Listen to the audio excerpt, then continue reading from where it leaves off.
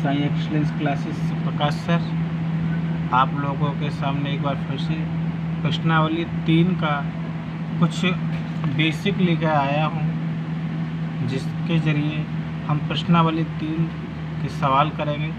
प्रश्नावली 3 नाम है दो चरों वाले रैखिक समीकरण योग। तो देखिए दोस्तों, ये चीज़ होती क्या है।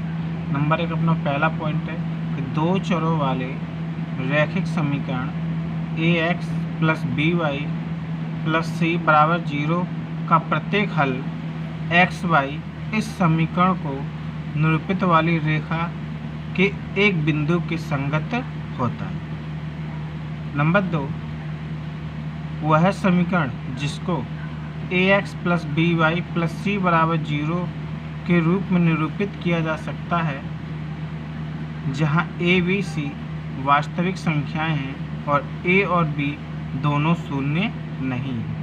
मतलब इनका ये कह रहा है कि यहाँ पे a और b के जो दो मान है वो शून्य नहीं है, इनका कुछ ना कुछ मान होगा। दो चरों x और y में एक रैखिक समीकरण होता है। ठीक है दोस्तों, अब हम इसमें थोड़ा आगे और बढ़ते हैं। रैखिक समीकरण का व्यापक रूप देखेंगे। तो रैखिक समीकरण का व्यापक रूप क्या होता है? a1x plus b1y plus c1 equal to 0 और दूसरा a2x plus b2y plus c2 equal to 0, जहाँ पर a1 a2 b1 b2 और c1 c2 ऐसी वास्तविक संख्याएं हैं जो a1 का square plus b1 square not equal to 0। क्या यानी कि हम a1 का स्क्वायर और b1 का स्क्वायर करके उनको जोड़े तो वो भी 0 के बराबर नहीं होगा, और इसी प्रकार a2 square plus b2 square को जोड़ के उनको बराबर करें तो वो भी 0 के बराबर नहीं होगा। अब देखिए दोस्तों, इस रैखिक समीकरण युग्म को हल करने की हमारे पास दो विधियाँ हैं। इस रैखिक समीकरण युग्म को हल करने की हमारे पास दो विधियाँ हैं। नंबर 1 ग्राफीय विधि। ग्राफीय विधि दोस्तों वो विधि है जिसके लिए आपको एक ग्राफ की ज़रूरत पड़ेगी, और नंबर दूसरी आती है आपकी बीजगणितीय विधि। अब जैसे कि मैं अगर बीजगणितीय विधि की बात करूं तो बीजगणितीय विधि इस विधि को हम 3 विधियों द्वारा से निकाल सकते हैं इसके मान। नंबर 1 आती है आपकी प्रतिस्थापन विधि, नंबर 2 आती है आपकी विलोपन विधि, और नंबर 3 जो आपकी आएगी वो है बज्र गुणनखंड विधि। तो चलिए दोस्तों, अब हम शुरू करते हैं अपनी प्रश्नावली 3.3। दिया क्या है? प्रश्न क्रमांक 1, निम्न रैखिक समीकरण को प्रतिस्थापन विधि से हल करो, जहाँ पर हमारे पास ये 6 समीकरण दिए गए हैं। Number 1 x plus Y equal to 4, number 2 x minus Y equal to, number दूसरा s minus T equal to 3 और s upon 3 plus T upon 2 equal to 6। इसी प्रकार तीसरा, चौथा, पाँचवा और छठवां समीकरण हमारे पास दी गई हैं। तो चलिए दोस्तों, हम लोग अपना इस समीकरण का हम लोग अपना पहला सवाल करते हैं। हल लिखेंगे। हल फर्स्ट का पहले को सॉल्व कर दें। तो देखिए दोस्तों, दिया क्या है?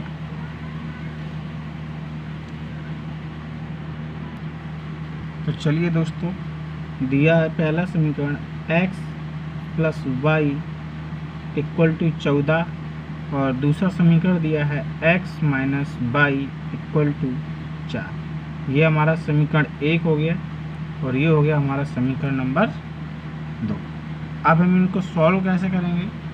इनको सॉल्व करने के लिए हमारे पास ये 2 समीकरण दिए गए हैं, इन दोनों में से किसी भी एक समीकरण को हम यहाँ से लेंगे और उस समीकरण से हम x का या y का मान निकालेंगे। मैंने समीकरण 1 लिया, लिखूँगा यहाँ से समीकरण 1 से।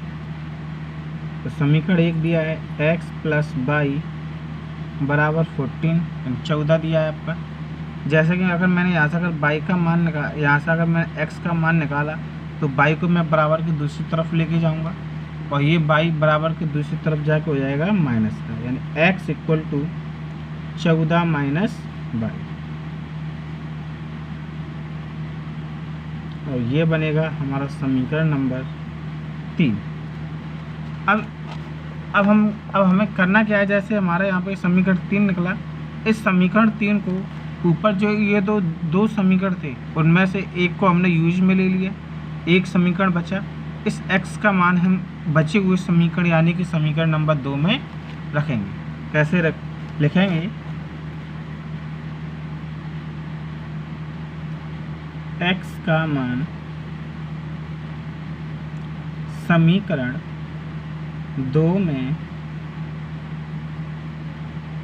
रखने पर, x का मान समीकरण 2 में रखने पर, समीकरण 2 है आपका x minus Y equal to 4, तो जैसे x आया तो x की जगह पे हम लोग रखेंगे 14 माइनस बाई माइनस ये वाला बाई और बराबर में 4।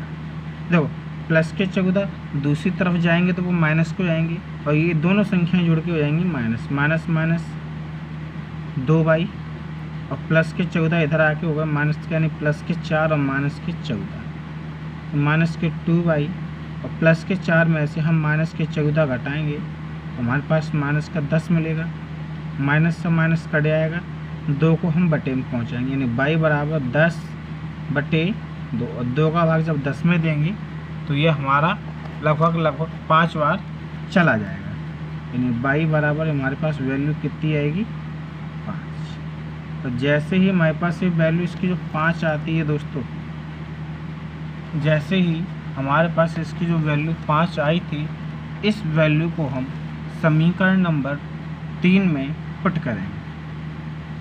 देखेंगे बाई का मान समीकरण 3 में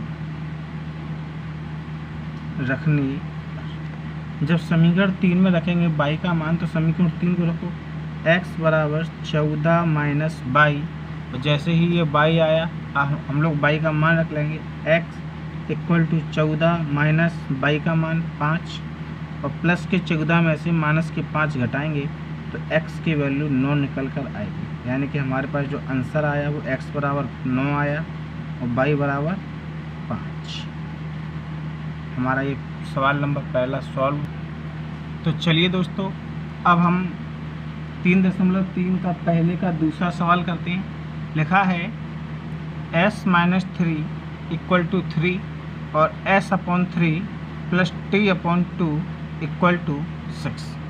अब इन दोनों समीकरणों में हमें क्या लग रहा है कि ये ऊपर वाला सही है, बट नीचे वाले समीकरण में क्या है, संख्या हमारी बटे में है। तो हम लोग कोशिश ये करेंगे कि सबसे पहले ये समीकरण नंबर 2 है उसको पहले के जैसा बनाएं, उसके बाद फिर हम इसके आगे की प्रोसेस को जानते हैं। तो उसको करने के लिए हम लोग क्या करेंगे, यहाँ पे 2 और 6 का एलसीएम लेंगे।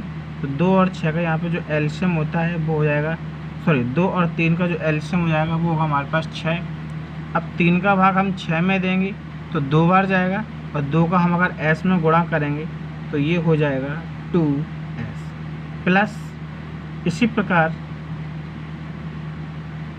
2 का भाग हम 6 में देंगे तो 3 बार जाएगा और 3 का मैं अगर t में गुणा करता हूँ तो ये हमारा बनेगा 3t और इक्वल टू मिला हमारे पास कितना 3। अब इसके नीचे माफ़ करना दोस्तों 6 मिलेगा यहाँ पे।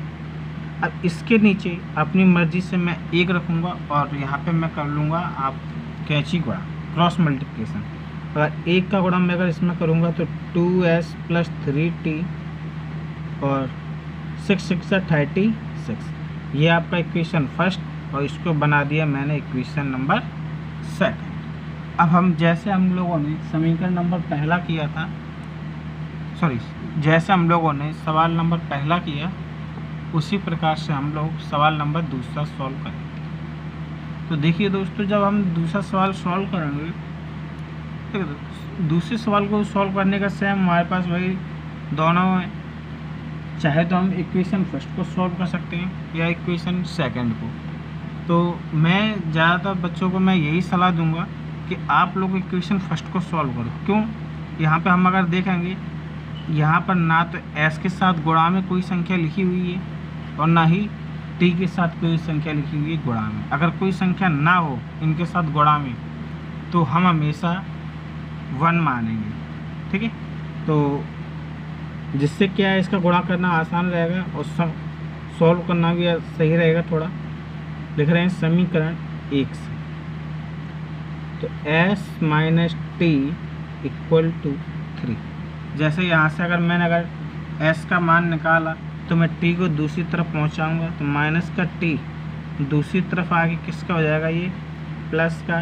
तो s बराबर निकलेगा हमारे पास 3 प्लस t और ये बनेगा हमारा समीकरण नंबर 3। ये हमारा बनेगा समीकरण नंबर 3। अब जो समीकरण नंबर 3 जो बना, यहाँ से जो s के मान आया, इस s के मान को हम बचे हुए समीकरण यानी कि समीकरण नंबर 2 में रखेंगे। तो समीकरण नंबर 2 क्या दिया है, 2s प्लस 3t बराबर 36। यहाँ पे थोड़ा लिख लेते हैं, s का मान समीकरण 2 में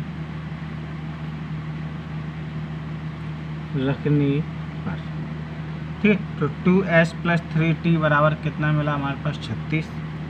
तो देखो 2s की वैल्यू क्या थी हमारे पास, 3 plus t plus 3t equal to 36। अच्छा, 2 का जब हम 3 में गुणा करेंगे तो 2 3 6 हो जाएगा, और 2 का t में करेंगे तो 2t प्लस यहाँ पे 3t आपका दिया ही, और टोटल है ये आपका कितना, 36। 2t और 3t जब हम इन दोनों को जोड़ेंगे तो ये हो गया हमारा 5t, और प्लस के 6 को हम 36 के बगल में पहुँचाएंगे जहाँ पर ये हो जाएगा हमारा माइनस का। तो दोस्तों देखिए 5t बराबर 36 में से 6 गई तो आपके पास कितना बचेगा, 30। 5t के साथ गुणा में है, दूसरी तरफ पहुंचाएंगे तो ये हो जाएगा हमारा भाग में, यानी 30/5 और भाग देने पर हमें ये कितना मिलेगा, 5 छक्क 30, यानी t की वैल्यू हमारे पास कितनी आ गई दोस्तों, 6 आ गई। अब जैसे ये t की वैल्यू 6 आई, यहाँ पर थोड़ा सा मैं लाइन खींच के यहीं पर किए दे रहा हूँ, 6 आई तो हम लोग यहाँ पे लिखेंगे t का मान समीकरण 3 में रखने पर। अब हम लोग यहाँ पर क्या कर रहे हैं, जो t का मान है उसको समीकरण 3 में रख रहे हैं। तो समीकरण 3 हमारा क्या दिया गया है, s बराबर 3 प्लस t दिया गया है।